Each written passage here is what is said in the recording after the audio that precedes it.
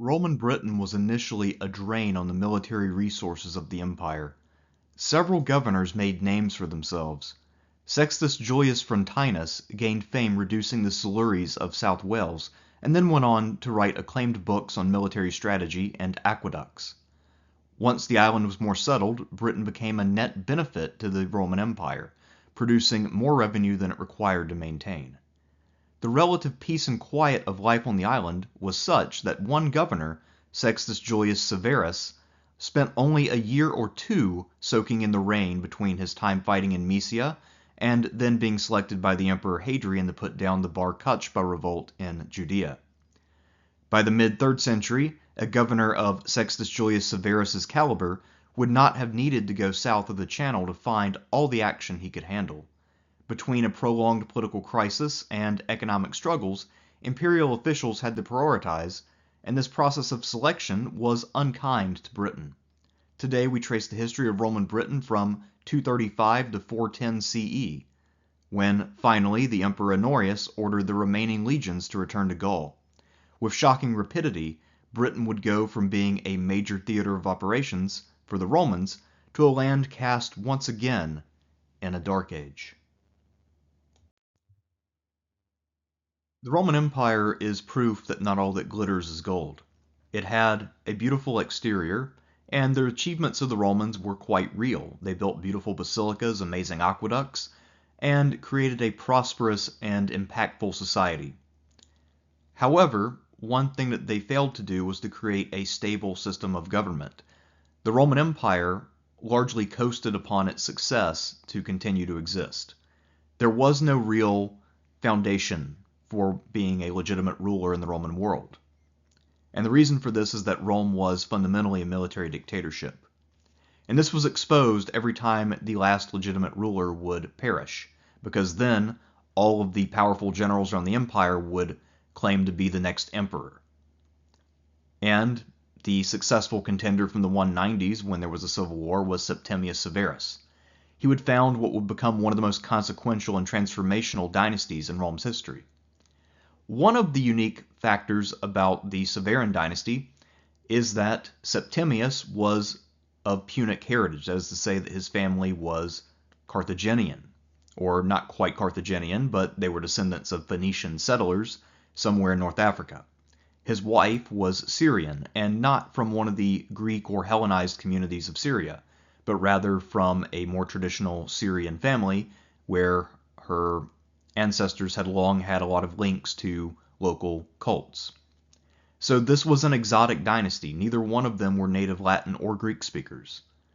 And what this showed is what was obvious to anybody who understood the nature of a military dictatorship, namely that anyone with the right support could be emperor. So for anyone who liked to wrap themselves in this kind of comforting illusion that only Italians and Romans could hold the office, were now very much exposed.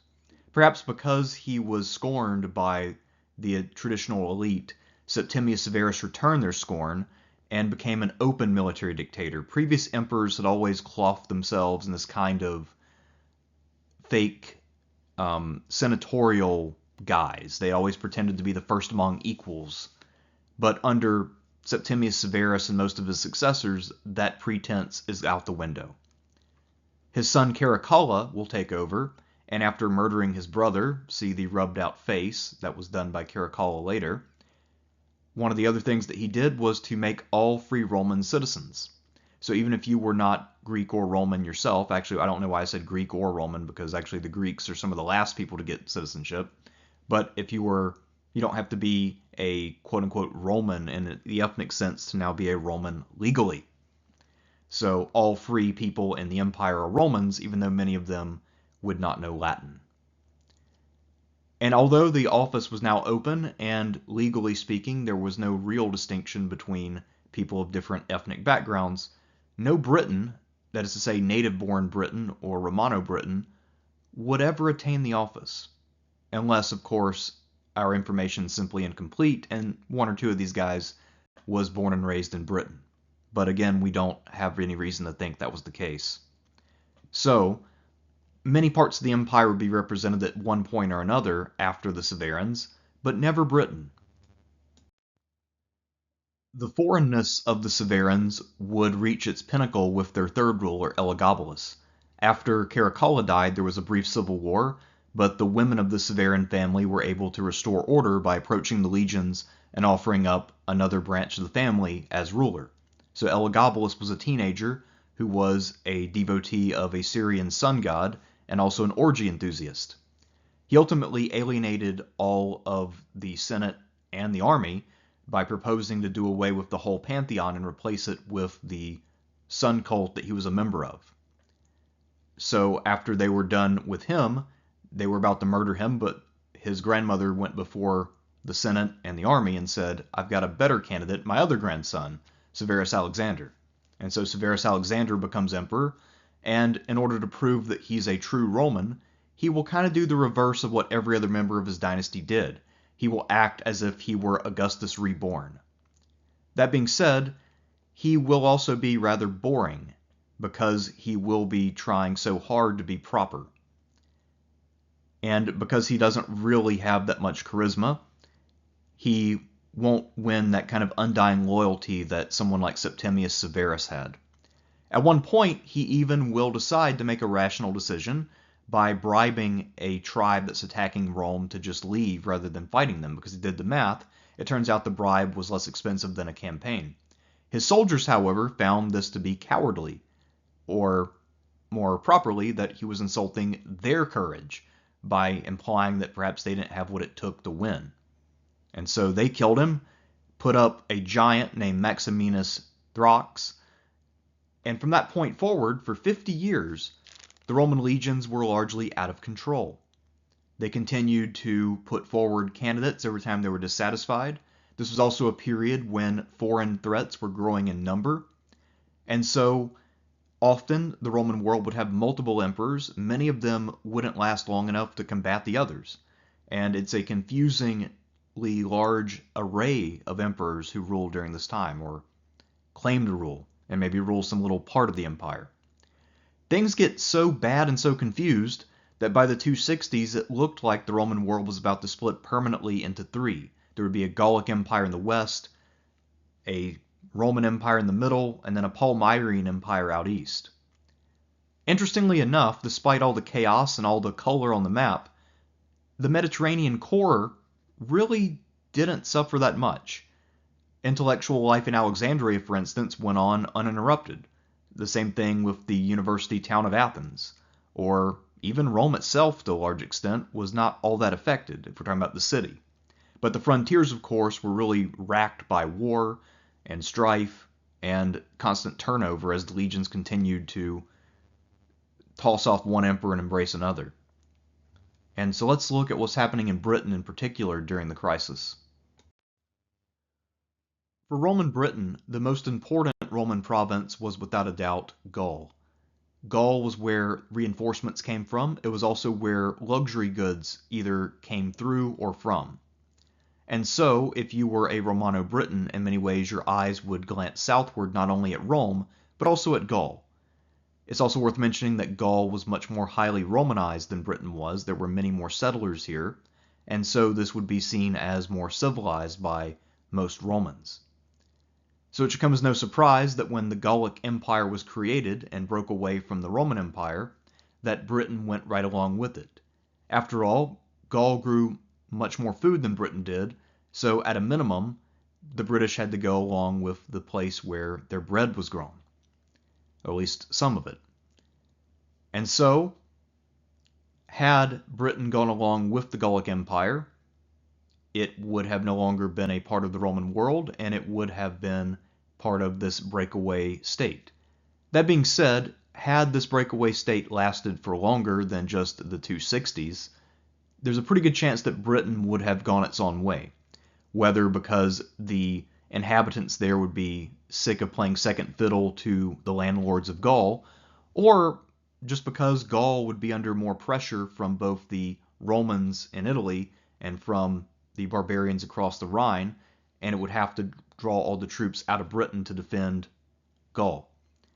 Or even if Iberia came under more threat. Iberia being a pretty big part of the Gallic Empire. If that had been under more threat, then Britain would have also been the third priority of those three lands.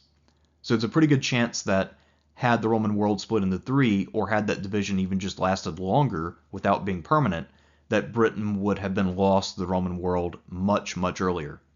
However, fortunately for the Romano-Britons, an emperor came along in the 270s named Aurelian. He became the Restitutor Orbis, or restorer of the world, and one of his many achievements was defeating the Gallic Empire. Thus, the Roman world held together, and Britain would remain Roman for a couple more centuries as a result. Aurelian succeeded in bringing the empire back together. Unfortunately for him, he would be assassinated before he had time to really enjoy it. So, after 9 more years of fighting, Diocletian, a tough soldier from the Balkans, would prevail and found himself as the head of the Roman Empire. By the time he came to power, however, Diocletian had become firmly convinced that the empire was simply too much for one man to rule. There may have been a time in the past when this was a viable model, but that time was long past. And so his solution was to create the tetrarchy, the rule of 4. And the idea of this is that 4 men would rule as a team.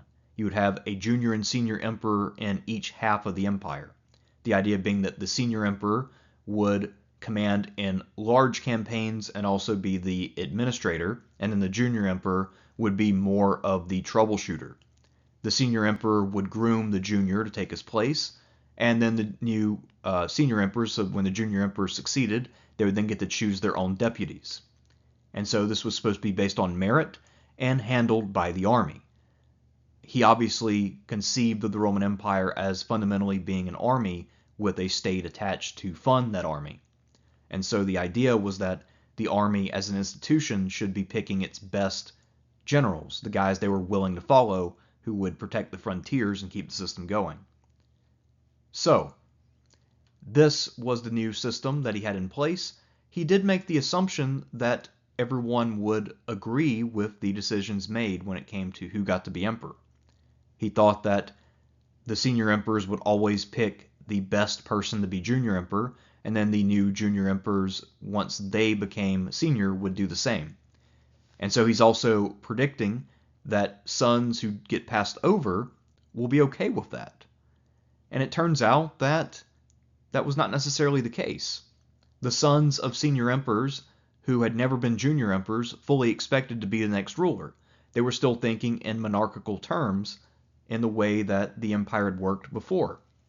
And so this kind of lack of people being willing to play along with the new system would ultimately unravel it, and within a generation. But for the time being, the tetrarchy did work and restored a lot of stability in the empire. One other thing the tetrarchy brought with it was a stronger state apparatus for enforcement. And one of the negative parts of that was that Diocletian, as emperor, would blame all of the preceding troubles on Christians, and this would lead to the implementation of the Great Persecution, which would last on and off for about 20 years. This was the only top-down empire-wide persecution of Christians, by the way. And it was also by far the most effective.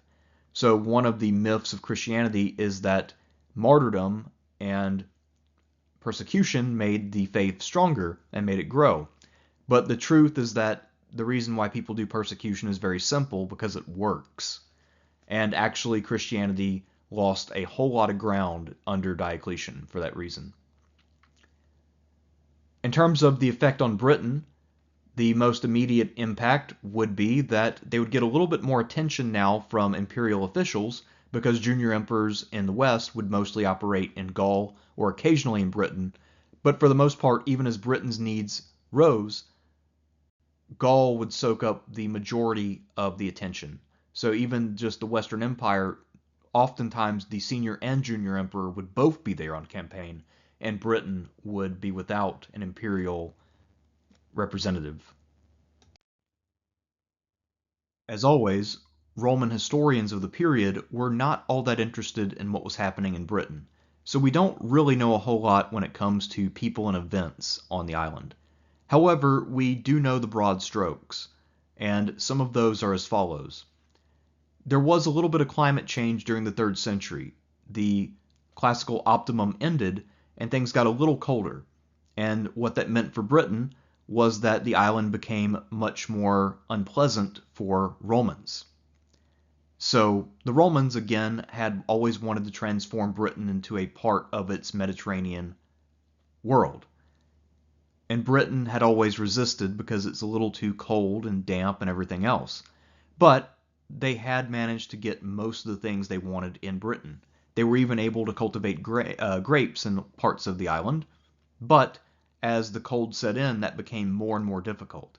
And so if you were a Roman living in Britain, this would make the island feel increasingly like a foreign land and not somewhere where you belonged. The other thing to keep in mind is that in its prime, Britain had been a fairly safe place. But now it wasn't. Especially if you lived on one of the coasts, Britain was very vulnerable to attacks. In the north, the Picts would frequently attack against Hadrian's Wall, sometimes penetrating the defenses and raiding inland. The Irish pirates from the west would also raid heavily, including in what is now Wales. And even on the east coast, the Saxons were now attacking, and it was necessary to defend the east coast with fortifications. So the upshot of all this is that Britain was under attack, at least on a low level, from all directions. And this would have been very stressful to the inhabitants, even if none of these threats were existential in the sense that none of these powers would be strong enough to actually conquer Roman Britain. Still, though, these local commanders would have plenty of opportunities to distinguish themselves, and despite all that, you wouldn't really see any of them emerge as major figures. But at the same time, because the emperors were typically busy in Gaul dealing with much larger threats, one has to imagine that sometimes these local commanders would have been a little bit more influential with the locals since they actually did stuff for them. But at the same time, they rely upon Gaul to provide a lot of their supplies. So even if they are resentful that they are forced to fight constant battles and they're not really getting as much help as they wanted, they still need the help that they're getting. So for the most part, it looks like these commanders remain loyal to the empire, even though the empire was not necessarily doing all that well for them. Before the coming of the Romans, there were very few, if any, cities in Britain. And then when the Romans arrived, they built a large number of them, perhaps up to 30 cities. And the reason why they did this is because fundamentally, the Roman Empire was an urban empire. They governed from cities. And so, because of that, they spent a lot of time and money creating these urban communities. They also accustomed the local Romano-Britons to spending money like the urban elite of the rest of Roman Europe. And so, there was a thriving urban life in the Roman world in the 2nd and 3rd centuries. But by the time we get to the 4th century, that is going to change dramatically. And a lot of that is because of shifting Roman priorities. Without imperial patronage, it turns out, most of these cities withered and died. And now what the Romans would do is rather than distributing their patronage across a wide area to try to encourage general prosperity, they're going to focus in on 4 provincial capitals and make sure that these are functioning bases from which to support the military effort to hold the island. So these 4 provincial capitals are London or Londinium, Lincoln, York or Eboracum, and Cirencester. So these cities would continue to see new construction. We see a lot of renovations in these cities, and they actually all grow during this time because of that patronage. But most other cities wither and die. And perhaps one of the best examples is Caerwent, where it had once been a relatively prosperous city, but then most of the town hall collapsed or was demolished, and rather than rebuilding it or building a new one, what we see evidence for in the archaeological record is that the remaining staff would operate out of what was left standing. So they were working in a ruin like it was a Fallout game. We also can see a major downturn in the official pagan temples of Britain, the ones that were built by the Romans. So of the 24 surveyed temples in the island, only 13 of them were still being used after 300. Then, after 350, that number went down to 5. And then after 375, that number goes down to a mere 2. So this means that people were worshiping in other places.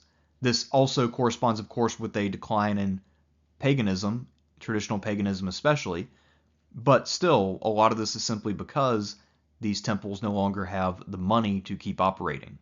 So, Roman lack of money and lack of spending on the island is going to have a major impact on the landscape.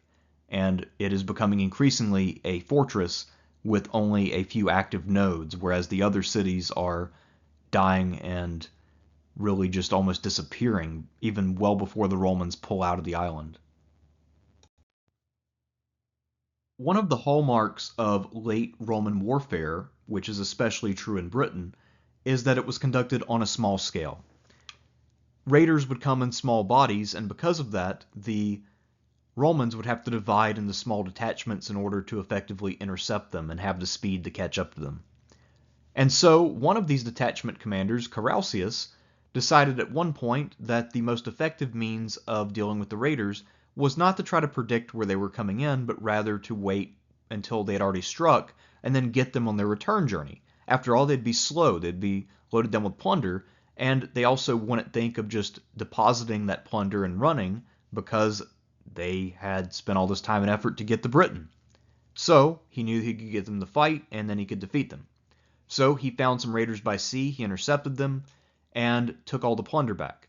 But instead of returning it to its rightful owners, he decided that he would share it with his men, and they would have a merry old time. This was a violation of trust, obviously, because the idea was that the legions were already sustained by civilian tax money. And so they would get a lot of this money anyway, but instead he decided to pay himself twice by not only pretending that he never found these raiders or knew anything about it, but then pocketing all the money.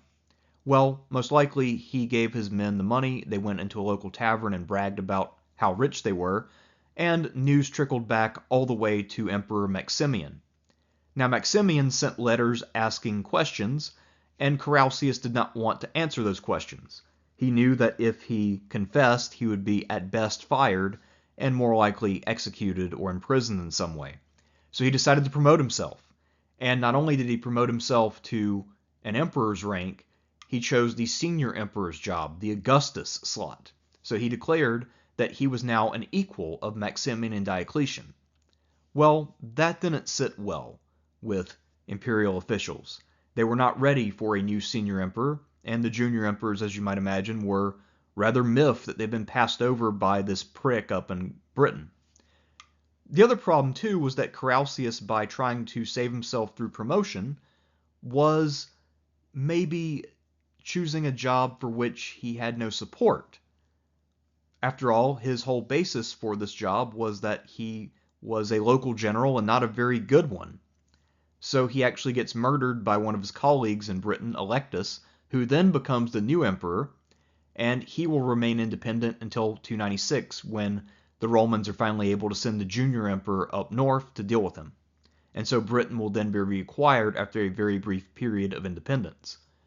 Because of Carausius's path to power, one imagines he was never very popular, but with Electus he might have actually had some support. It's hard to say. The point is that this is the only episode where Britain will produce a real emperor who is trying to base his power locally. The next emperor to come out of Britain will clearly have his sights set on other prizes, and Britain will just be a springboard. The test of the tetrarchy's strength as a system came in 305. By this point, Diocletian was getting older and his health was failing, and so he decided that both he and Maximian would now step down and let their junior emperors take over. Maximian, for his part, was not eager to retire as he felt that he still had more in the tank, but Diocletian forced his hand. And so both of the senior emperors stepped aside and their juniors took over. In the West, that meant that Constantius I Chlorus became the senior emperor. His junior emperor would be someone else entirely. However, after just 1 year in power, he would die while addressing some problems up in Britain. He would die at the city of York, or as the Romans called it, Eboracum. And when he died, rather than having the news delivered to his new junior emperor, who would now become senior emperor after just a year on the job. Instead, the news that would travel back to the mainland was that Constantius's son Constantine was now emperor, or claiming to be emperor. And not just any emperor, but the emperor. So this was a problem because Constantine was not figured into the system. So the first person to really upset the apple cart was a guy up in Britain. By the way, Constantine's heritage was actually from the Balkans, so Constantius had been a Balkan soldier, just like the other 4 original members of the tetrarchy. Constantine will not only have to fight with the junior emperor of the West to get his claim recognized, but he will go on to fight all of the various members of the tetrarchy on his path to reunifying the empire by 324, when he will become sole ruler of the empire. And so this will be a momentous occasion. It will mark the end of the tetrarchy, and it only took 1 generation. From 324 until about the time of Theodosius, which is in 381, I believe, the Roman Empire would once again have a single ruler for the most part, with some other experiments at division, most notably the division of Constantine's sons that lasted for a bit. However, the Romans were still kind of into the model of family rule, and the tetrarchy system would prove to be a bit much for them, a bit too institutionalized and mechanical. Then there's going to be a permanent division between East and West starting in 395 when Theodosius dies. And what happened is that he had 2 sons, one of whom was a teenager, the other of whom was much younger. They divided the empire between themselves. Arcadius got the East, and the 12-year-old Honorius had the West. By this time, if not earlier, the Eastern Roman Empire had about 75% of the overall wealth and population. So this was going to be the priority if someone had to choose. And in fact, we've already seen that happen. Earlier, even before Theodosius, 2 emperors were ruling from the Valentinian dynasty. One of them died in the east, and then the Western emperor actually left a large portion of his field army to cover the east because he knew that it was so important. So this had established the precedent that not only would, say, Gaul take precedence over Britain, but the East would take precedence over anything in the West, including Gaul or Italy. By the late 4th century, Roman rule in Britain was in something of a zombified state. There were, of course, the 4 provincial capitals, and there were some wealthy Romans who owned large latifundia. But aside from those, the island was increasingly feeling like it lacked Romanitas.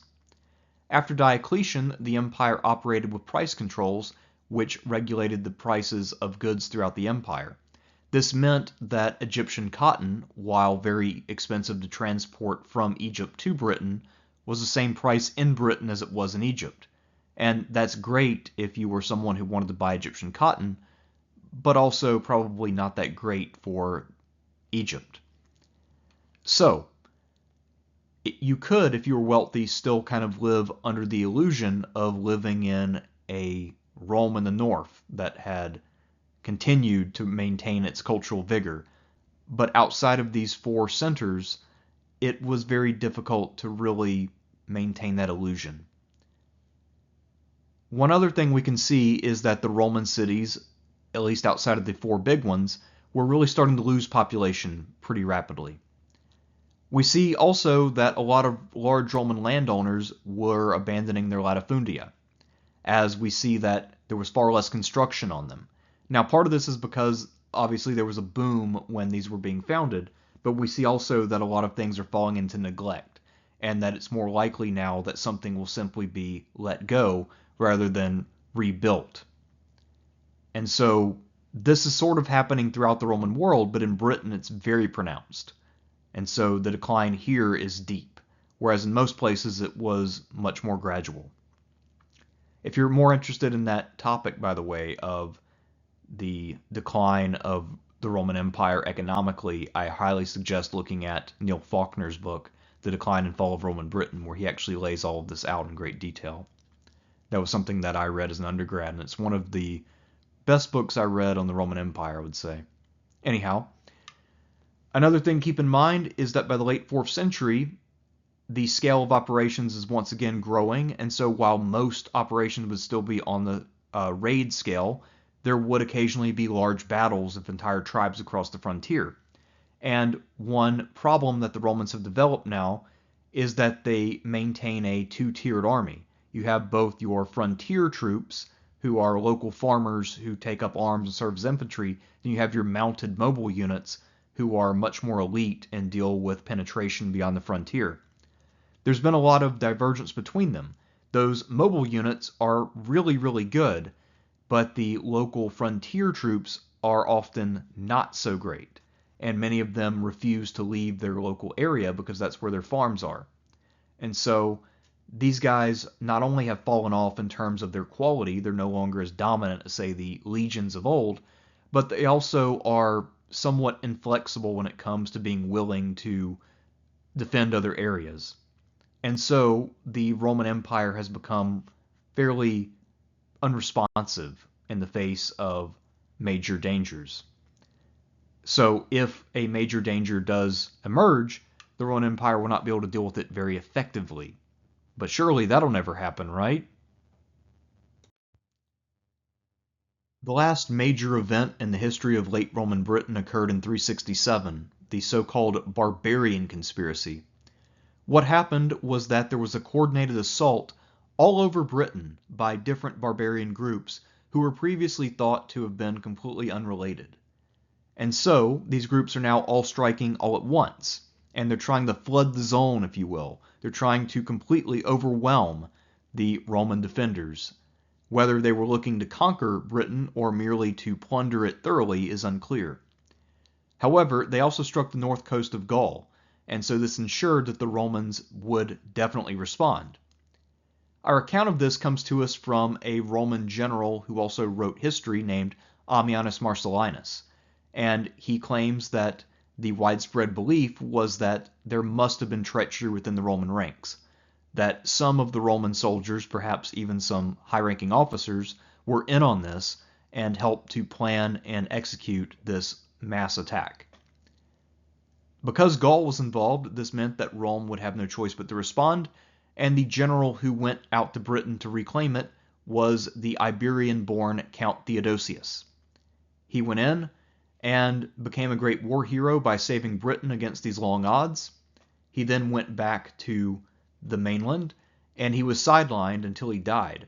But the fame that he gained for the name Theodosius was such that later on, when Gratian needs a new emperor to be his colleague in the east after Adrianople, he not only will leave some of his best units behind, but he will turn to Count Theodosius' son, the later Theodosius I or Theodosius the Great, and put him in charge on the basis of, well, his dad was really good, so I'm sure he'll do fine. So Count Theodosius was someone who very much was kind of like one of the last really great war heroes to emerge and then be rewarded for his great deeds by one of the emperors. Normally, a story like Count Theodosius's would go, he won a bunch of battles, declared himself emperor, and killed all his colleagues. But in this case, it's a very different story. His son got declared emperor by someone else and then killed his colleagues. So, all very different. During the 40 years after the Barbarian conspiracy, things in Roman Britain returned to the new normal. That is to say, steep economic decline coupled with constant raiding. In the meantime, though, things in Gaul got vastly worse. The Rhine River froze solid in 406, and it appears that when this happened, the Roman army was completely out of position. The bulk of it was in northern Italy at the time, and it looks like perhaps some of it was actually up in Britain dealing with something. So Gaul was largely undefended by the actual good, reliable units, and the frontier troops were not able to do anything. And so, when we get to early 407, there will be someone who has a solution to this problem. And his name, or at least the name he adopts, is Constantine III. He declares himself to be emperor in Britain, and then he crosses the channel to Gaul. And his mission, self-appointed of course, is to deal with this large-scale invasion by all the tribes from across the Rhine. In the end, he spends more time fighting Honorius, the emperor in Rome, or I guess Ravenna if we want to get technical, than he does with the tribes. And ultimately, Honorius' general will have instructions to deal with Constantine first and then deal with the problem in Gaul. And so Constantine will be defeated in 411, but then this general who defeats Constantine, after winning a number of victories in both Spain and Gaul, will ultimately declare himself emperor as well, and he'll become Constantius III. We also have to imagine that when Constantine III crossed the Channel, he most likely brought all of the field units from the army in Britain, meaning that all that was left was most likely just garrison units along the frontier, especially Hadrian's Wall. And so, with Constantine III being defeated in 411, this means that none of the troops that he brought with him ever went back. So, even if the remaining troops in Britain stayed and never responded to the edict we'll discuss in a minute, this also means that there were no good troops left anyway. And once again, it was the prioritization of Gaul over Britain. Of course, I passed over the 406 freezing of the Rhine incident. That is one of the decisive moments in Roman history because this is something that the Romans were never able to deal with adequately, and this led directly to the loss of Gaul, Iberia, and North Africa for the Western Roman Empire. Let's now discuss the notorious Edict of Honorius. In 410, he decided to withdraw all support from the island of Britain. This has earned him a whole lot of criticism over the years, even more so than the fact that he had a pet chicken as an adult man. But I think that his decision actually makes a lot of sense if we try to look at things from his perspective. By 410, not only had he lost most of Gaul, with part of it being under usurper and another large portion of it being under invading tribes, but one of the tribes had actually slipped through Italy and sacked the city of Rome itself. So 410 was the year when King Alaric sacked Rome. And this was an unthinkable horror. This was something that had not happened since about 390 BCE. So the better part of 1,000 years, Rome had not been taken by a hostile force. So this was a shock. And so Honorius, in response, now knew his empire was in existential danger, and he had to act in order to try to save as much of it as humanly possible. He knew that things were bad, and that he was going to be losing some territory. And so, as a desperation maneuver, he decided to withdraw everything from Britain to focus on more core territories. And there's a logic to that, because if you think about it, even though Britain was intact at the time and Gaul was a divided mess, the only reason that you can hold Britain is because you can support them through Gaul. If Gaul's not there, then you can't really do anything with Britain. And Honorius, or whoever was his handler, understood that. And so he decided to make official what was going to happen anyway, and he told all the Roman officials and troops in Britain to withdraw and go to Gaul. What's also interesting about the edict is that he's ignoring that Constantine III had emerged from Britain and brought over with him most of the army, at least all the good units. And so, in many ways, this was just a way to try to undermine Constantine III, perhaps.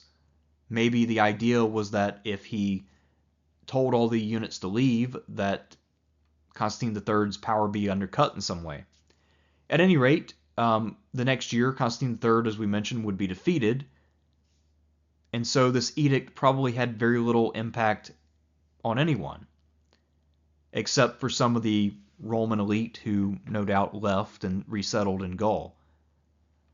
But for the most part, if you think about it, if you're a frontier soldier, if you're one of those soldiers on the frontier who owns land and serves in exchange for that land, were you to leave, you would be giving up your claim to land ownership. And without that, you would just be another guy in the army wandering around Gaul, and you're not going to be rewarded with more land unless your army is successful, which is not a given. I mean, Gaul was falling apart rapidly. And so, the safe bet, if you were one of these garrison troops, would simply be to stay where you're at and simply have your own leaders go forward in the Roman way, but without the Romans. And so a lot of people now, including Faulkner and myself, would say that's probably what most of these guys did. They stayed where they were and tried to muddle forward as well as they could.